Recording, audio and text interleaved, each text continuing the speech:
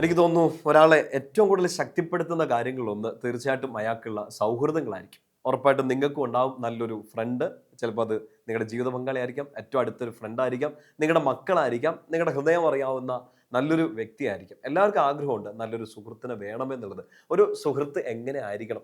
ഇല്ലെങ്കിൽ നമ്മൾ നമ്മുടെ പ്രിയപ്പെട്ടവരെ എങ്ങനെ സ്നേഹിക്കണമെന്ന് വിശുദ്ധ ഗ്രന്ഥത്തിന്റെ അടിസ്ഥാനത്തിൽ നമ്മളൊന്ന് ചിന്തിക്കാൻ വേണ്ടി പോകണം. രാത്രി കിടന്നുറങ്ങുന്നതിന് മുമ്പ് വചനത്തിൽ നിന്ന് ഒരു കുഞ്ഞു ഭാഗം പഠിക്കാൻ വേണ്ടി പോവാണ്. പഠിക്കുന്നത് എന്തിനാണെന്നറിയോ? നമ്മൾ എങ്ങനെ സ്നേഹിക്കണമെന്നും നമ്മുടെ പ്രിയപ്പെട്ട നമ്മുടെ സൗഹൃദങ്ങളെ, നമ്മുടെ ബെസ്റ്റ് ഫ്രണ്ട്സിനെ, നമ്മൾക്ക് ഏറ്റവും അടുത്തുള്ളവരെ, പ്രത്യേകിച്ച് നമ്മുടെ വീട്ടിലുള്ളവരെയൊക്കെ എങ്ങനെ ഒരു സുഹൃത്തിനെ പോലെ ഏറ്റവും സ്നേഹത്തോടെ അവരെയൊക്കെ ചേർത്ത് പിടിക്കാൻ പറ്റുന്നത് എങ്ങനെയാണ് നമ്മളൊന്ന് ചിന്തിക്കാൻ പോവാണ്. നമ്മളെല്ലാം ആഗ്രഹിച്ചിട്ടുണ്ട് ഇങ്ങനെ ഒരു സൗഹൃദം നമുക്ക് വേണമെന്നുള്ളത്. നമ്മളെ ശക്തിപ്പെടുത്താൻ, നമ്മുടെ കൂടെ നിൽക്കാൻ, നമുക്ക് വേണ്ടി പ്രാർത്ഥിക്കാൻ, നമ്മളെ സ്നേഹിക്കാനൊക്കെ ഒരാൾ വേണം നമ്മൾ ആഗ്രഹിച്ചിട്ടില്ലേ? എങ്ങനെ അങ്ങനെ ഒരാളെ കണ്ടുപിടിക്കാൻ പറ്റും? ഇല്ലെങ്കിൽ അതിനേക്കാൾ അപ്പുറമായിട്ട് എങ്ങനെ മറ്റൊരാളെ നമുക്ക് നമ്മുടെ ബെസ്റ്റ് ഫ്രണ്ട്സിനെ, നമ്മുടെ ഏറ്റവും അടുത്ത് നിൽക്കുന്നവരെ വളരെ നന്നായിട്ട് സ്നേഹിക്കാൻ പറ്റുമോ നമ്മളൊന്ന് പഠിക്കാൻ പോകണം. പഴയ നിയമത്തിൽ സാമൂൽ പ്രവാചകന്റെ ഒന്നാമത്തെ പുസ്തകം എടുക്കാം. അതിന്റെ 18-ാമത്തെ അധ്യായത്തിൽ രണ്ട് ക്യാരക്ടേഴ്സാണ് നമ്മൾ പരിചയപ്പെടാൻ പോകുന്നത്. ഒന്ന് മിടുക്കനായ നമ്മുടെ ദാവീദ്, രണ്ട് ദാവീദിന്റെ സുഹൃത്തായിരുന്ന ജോനാഥൻ, സാവൂളിന്റെ മകനായ ജോനാഥൻ. ഒന്ന് സാമൂൽ 18-ാമത്തെ അധ്യായത്തിൽ 1 മുതൽ 4 വരെയുള്ള വാക്യങ്ങളാണ് നമ്മളൊന്ന് ധ്യാനിക്കാൻ വേണ്ടി എടുക്കുക. വിശുദ്ധ ഗ്രന്ഥം തുറക്കാം. 18-ാമത്തെ അധ്യായത്തിൽ 1-ാമത്തെ വാക്യം ഇങ്ങനെയാണ്: ദാവീദ് രാജാവിനോട് സംസാരിച്ചു തീർന്നപ്പോൾ ജോനാഥന്റെ ഹൃദയം അവന്റെ ഹൃദയത്തോട് ഒട്ടിച്ചേർന്നു. ജോനാഥൻ ദാവീദിനെ പ്രാണന് തുല്യം സ്നേഹിച്ചു. അതൊന്ന് മാർക്ക് ചെയ്തിട്ടേര്. നമ്മൾ എങ്ങനെയാണ് നമ്മുടെ പ്രിയപ്പെട്ടവരെ സ്നേഹിക്കേണ്ടത്? സ്നേഹം എന്നൊക്കെ പറയുമ്പോൾ നിങ്ങളുടെ ബെസ്റ്റ് ഫ്രണ്ട്സിനോടുള്ളത് മാത്രമല്ല കേട്ടോ. നിങ്ങളുടെ ജീവിത പങ്കാളി, മക്കൾ, മാതാപിതാക്കൾ, അവരെല്ലാം ഒരു ഒരു സൗഹൃദം പോലെ അത്ര ഹൃദയത്തോട് ചേർന്ന് നിന്ന് എങ്ങനെ സ്നേഹിക്കാൻ പറ്റുമെന്നാണ് നമ്മളിന്ന് വായിച്ച് പഠിക്കാൻ വേണ്ടി പോകുന്നത്. ജോനാഥൻ എങ്ങനെയാണ് ദാവീദിനെ സ്നേഹിച്ചേ? പോയിന്റ് നമ്പർ 1 ഓർത്തിരിക്കണം. അവൻ ദാവീദിനെ പ്രാണന് തുല്യം സ്നേഹിച്ചു. എന്ന് വെച്ചാൽ സ്വന്തം ജീവൻ പോലെ അവൻ സ്നേഹിച്ചു. ഈശോ തന്നെ നമുക്ക് പറഞ്ഞു തന്നിട്ടില്ലേ എങ്ങനെ സ്നേഹിക്കണം? ഈശോ എങ്ങനെ സ്നേഹിച്ചേ? സ്വന്തം ജീവൻ ബലിയർപ്പിച്ച് സ്നേഹിച്ചു. ഞാൻ നിങ്ങളെ സ്നേഹിച്ചതുപോലെ നിങ്ങൾ പരസ്പരം സ്നേഹിക്കണം എന്നല്ല ഈശോ പറയണത്.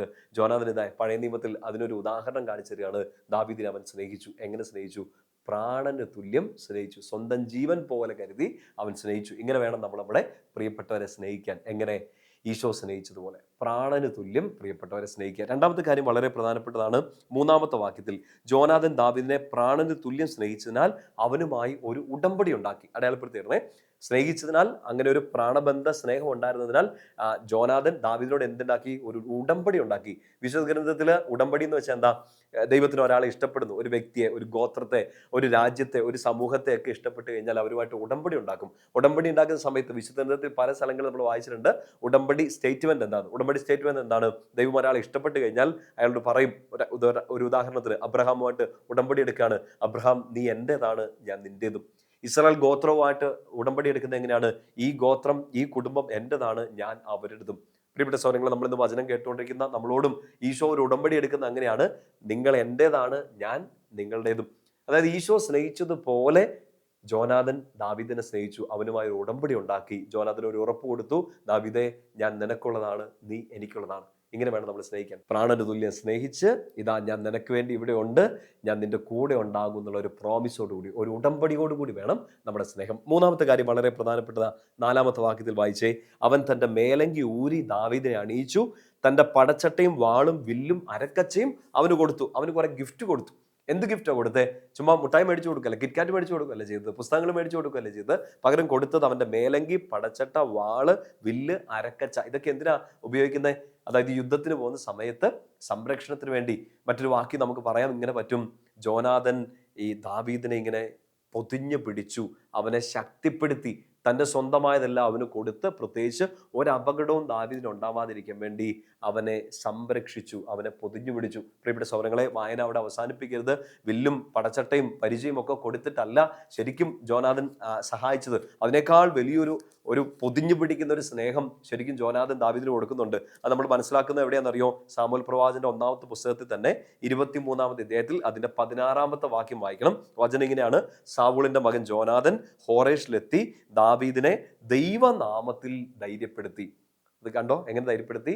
ദൈവനാമത്തിൽ ധൈര്യപ്പെടുത്തി. കൊടുത്ത മേലങ്കിയോ പിന്നെ വാളോ പരിചയോ ഒന്നും അല്ല. അതിനേക്കാൾ കൂടുതൽ ശക്തി ദാവീദിന് ജോനാഥനിൽ ലഭിച്ച എങ്ങനെയാണ്? ജോനാഥൻ അവനെ ദൈവനാമത്തിൽ ശക്തിപ്പെടുത്തി. സോ ദ ഫൈനൽ പോയിന്റ്: എങ്ങനെ നമുക്ക് നമ്മുടെ പ്രിയപ്പെട്ടവരെ ഏറ്റവും കൂടുതൽ സ്നേഹിക്കാം?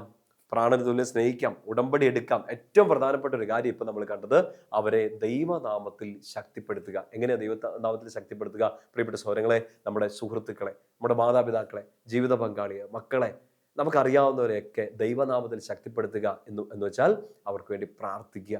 നിങ്ങൾക്ക് നിങ്ങളുടെ സുഹൃത്തുക്കൾക്ക് വേണ്ടി, നിങ്ങളുടെ ബെസ്റ്റ് ഫ്രണ്ട്സിന് വേണ്ടി, പ്രിയപ്പെട്ടവർക്ക് വേണ്ടി ചെയ്യാൻ പറ്റുന്ന ഏറ്റവും വലിയ കാര്യമാണ് പ്രേ ഫോർ ദം. ഇപ്പോൾ ആ സുഹൃത്ത് ചിലപ്പോൾ അടുത്തുണ്ടാവില്ല, ഒരു പക്ഷേ കുറേ നാൾ സ്നേഹിച്ചിട്ടിപ്പോൾ അങ്ങ് മാറി നിൽക്കുന്നുണ്ടാകാം. അവരെ ദൈവനാമത്തിൽ ശക്തിപ്പെടുത്തണം.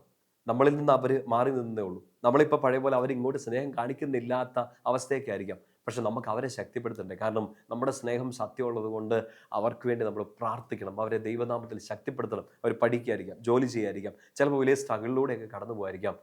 ഏറ്റവും ബെസ്റ്റ് നിങ്ങളുടെ ബെസ്റ്റ് ഫ്രണ്ടിന് വേണ്ടി ചെയ്യാൻ പറ്റുന്നത് പ്രേ ഫോർ ദം. അവർക്ക് വേണ്ടി പ്രാർത്ഥിക്കുക. ജോനാഥൻ ദാവീദിനെ ശക്തിപ്പെടുത്തി. എങ്ങനെ?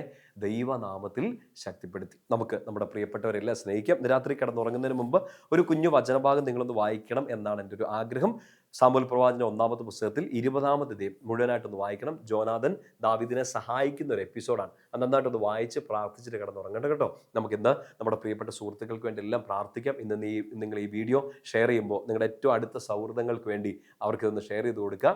നിങ്ങളുടെ സ്നേഹം നിങ്ങൾ ഓർക്കുന്നുണ്ടെന്നും നിങ്ങൾ അവർക്ക് വേണ്ടി പ്രാർത്ഥിക്കുന്നുണ്ടെന്നതിനുള്ള ഒരു ഉറപ്പായിട്ട്, ഒരു തെളിവായിട്ട് ഈ വീഡിയോ അവർക്കൊന്ന് ഷെയർ ചെയ്ത് കൊടുക്കുക. വചനം നമ്മെ ശക്തിപ്പെടുത്തട്ടെ. നമ്മുടെ സ്നേഹബന്ധങ്ങളെ കർത്താവിൻ്റെ സ്നേഹം ശക്തിപ്പെടുത്തട്ടെ. നമ്മുടെ കർത്താവ് ഈശോ മിശിഹായുടെ കൃപയും പിതാവായ ദൈവത്തിൻ്റെ സ്നേഹവും പരിശുദ്ധാത്മാവിന്റെ സഹവാസവും കൂടെ ഉണ്ടായിരിക്കട്ടെ, ഇപ്പോഴും എപ്പോഴും എന്നേക്കും. ആമേൻ. ഈശോ മിശിഹായ്ക്ക് സ്തുതിയായിരിക്കട്ടെ.